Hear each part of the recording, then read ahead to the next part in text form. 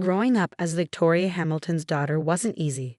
Every breath I took, every step I made, was carefully monitored and judged. My father, the CEO of Hamilton Industries, had my entire life planned out before I could even walk. "Charlotte, darling," he'd say, adjusting his perfectly pressed Armani suit, "a Hamilton never settles for second best." Our mansion in Beverly Hills stood as a testament to that philosophy. 28 rooms of carefully curated luxury, each one screaming wealth and power. But to me, it felt more like a golden cage than a home. By the time I turned 25, I had followed my father's blueprint perfectly. Harvard Business School graduate, junior executive at Hamilton Industries, and engaged to Bradley Winchester ILI. Heir to Winchester Technologies and my father's handpicked choice for my husband. There was just one small problem. I was desperately, hopelessly in love with someone else. I met James Mitchell on a rainy Tuesday morning when my Ferrari broke down on the way to work. He was the mechanic who came to my rescue, arriving in a beaten-up tow truck with a smile that made my heart skip a beat. "Looks like your timing belt's shot," he said, wiping his hands on his worn jeans. "I can fix it, but it'll take a few hours." Something about his honest brown eyes and the way he explained everything without talking down to me made me agree to wait at his small garage instead of calling an Uber. That decision changed my life forever. Over cups of terrible vending machine coffee, I discovered James wasn't just any mechanic. He'd worked his way through engineering school, graduating top of his class. He could have taken a cushy corporate job, but he loved working with his hands, solving problems, making things better. "Life's too short to spend it doing something just because it looks good on paper," he told me, his eyes twinkling. Those words hit me like a thunderbolt. For the first time, someone had put into words exactly what I'd been feeling all my life. One coffee led to another, then dinner, then stolen moments whenever I could escape my suffocating world. James never asked about my family's wealth, never tried to impress me with fancy restaurants or expensive gifts. Instead, he showed me the joy of simple things: midnight drives along the coast, picnics in hidden parks, and laughter. So much laughter. For 6 months, I lived a double life. Society princess by day, myself by night. But I knew it couldn't last forever. The breaking point came during a charity gala at our mansion. Bradley was droning on about merger strategies to anyone who would listen, while my mother paraded me around like a prized thoroughbred. "Charlotte will be taking over the East Coast operations after the wedding," she'd announced to yet another group of socialites. The Winchesters and Hamiltons. Imagine the possibilities. I felt like I was suffocating. Excusing myself, I fled to the garden, my trembling fingers already dialing James's number. "I can't do this anymore," I whispered into the phone, tears streaming down my face. "I can't marry Bradley. I can't be who they want me to be." James was silent for a moment before speaking. "Then don't be. Be who you are, Charlotte.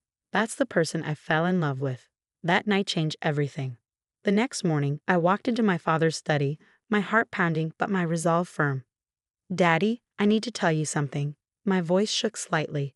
"I can't marry Bradley. I'm in love with someone else." The explosion that followed was nuclear. My father's face turned purple as I explained about James, about wanting a different life than the one he planned. "A mechanic?" he roared, his fist slamming onto his mahogany desk. "My daughter, a Hamilton, in love with a grease monkey. He's an engineer, Daddy, and he's brilliant. If you just meet him."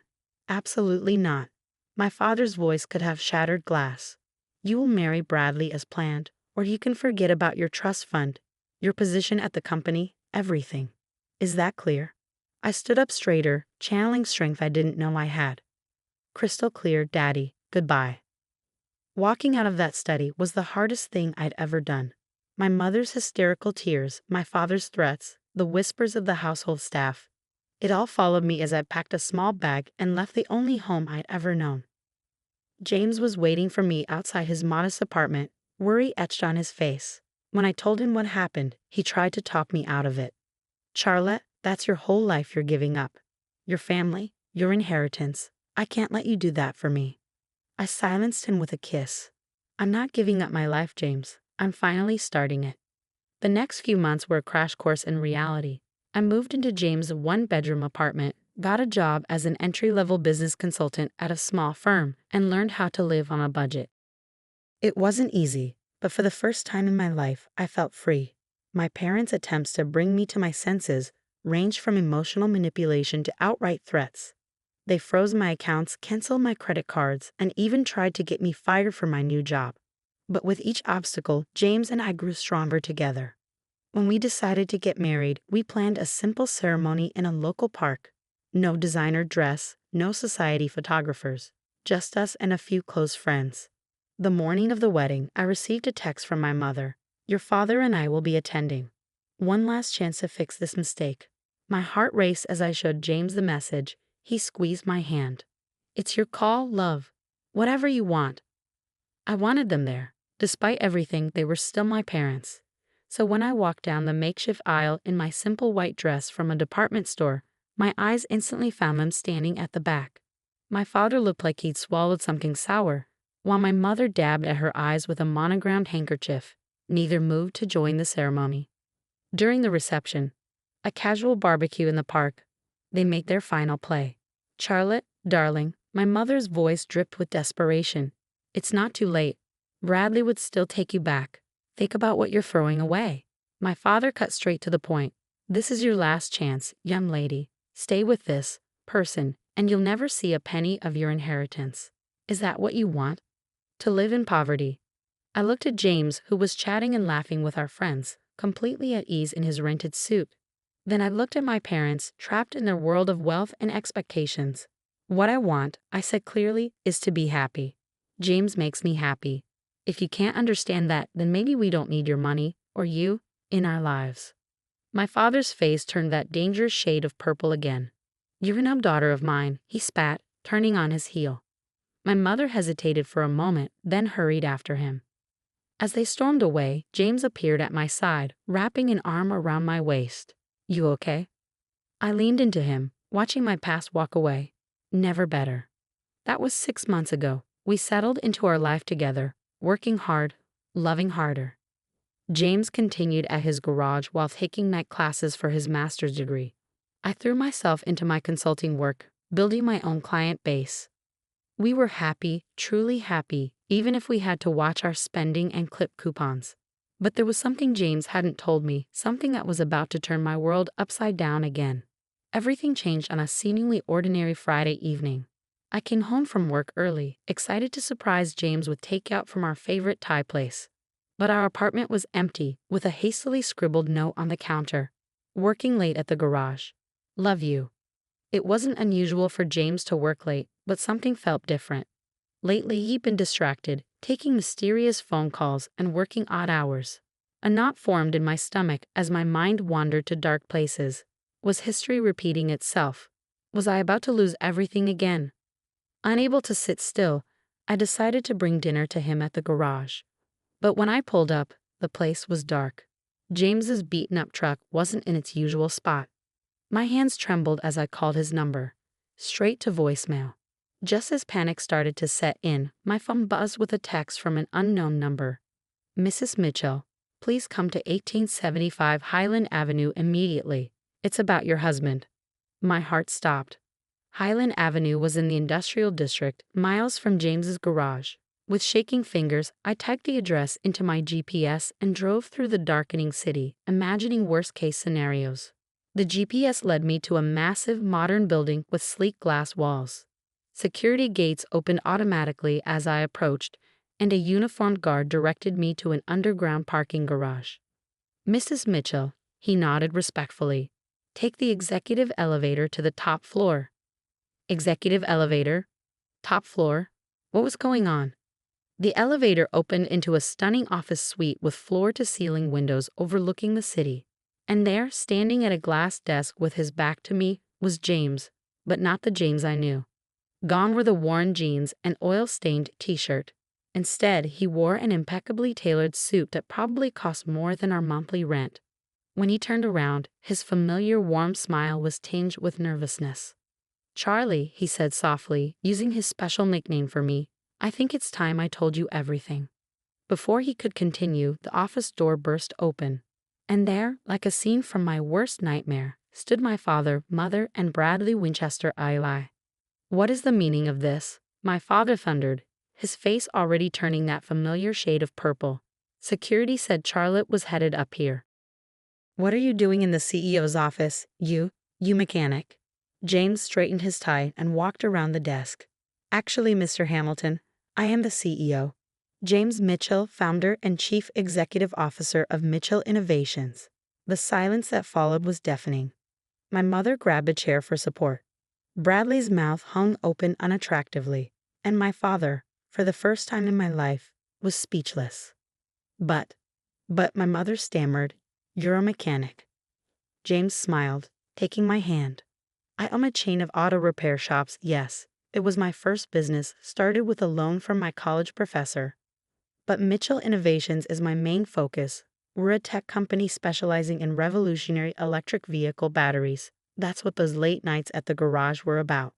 We were finalizing our new prototype. My head was spinning. "Why didn't you tell me?" "Because I needed to know," James said softly, turning to face me. "When we met, I just made the Forbes 30 under 30 list. Every woman I dated was only interested in my money, my status. But you fell in love with me when I was just a mechanic. You gave up everything for me. I had to be sure." Mitchell Innovations, my father muttered, his business mind finally catching up. "The company that just revolutionized electric vehicle battery technology. The one every major car manufacturer is fighting to partner with. That's you." James nodded. "Our market valuation hit $12 billion last week. Not quite Hamilton Industries territory, but we're getting there." I couldn't help but laugh at my father's expression.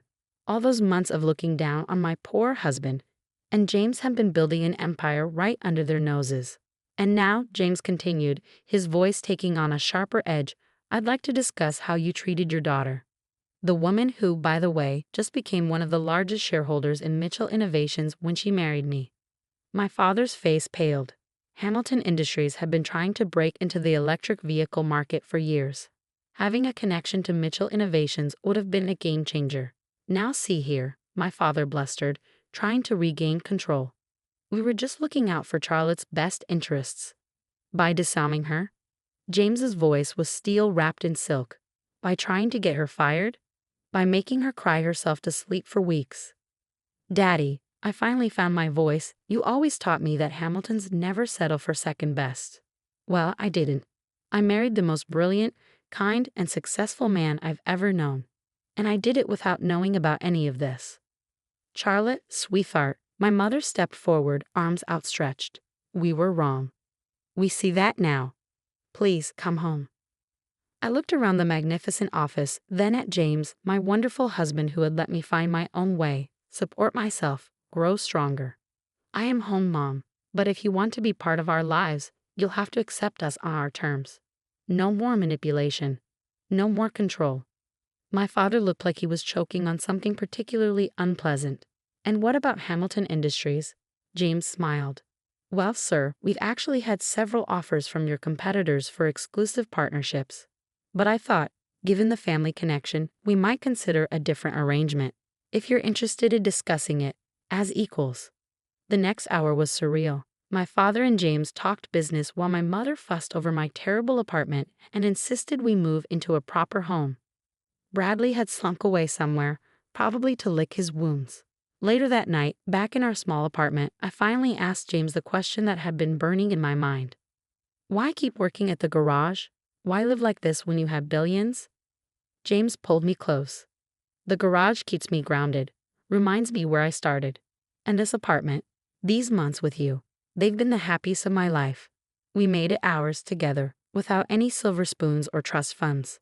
Tears welled in my eyes. "I love you, you sneaky billionaire." He laughed. "I love you too, you runaway Harris." Life changed after that night, but not in the ways people might expect. We did move, but into a modest house we chose together. I joined Mitchell Innovations as head of their charitable foundation, using our resources to help other young entrepreneurs. James still spends time at his original garage, teaching mechanical skills to underprivileged youth. My parents, well, they're trying. Mom still makes not-so-subtle hints about grandchildren needing trust funds, but Dad has developed a genuine respect for James. Their weekly business meetings often turn into lengthy discussions about everything from classic cars to philosophy. As for me, I finally understood what James meant about life being too short to live it on paper. Sometimes the best things come disguised as broken down Ferraris and coffee from vending machines. But the best part? Every now and then, when we drive past our old apartment or grab Thai food from our favorite takeout place, James still looks at me the same way he did when he was just a mechanic and I was just a rebel Harris. Because in the end, love doesn't care about bank accounts or business empires. It cares about who you are when everything else is stripped away. And we're simply Charlotte and James, a mechanic and a runaway Harris who found something better than billions. We found each other.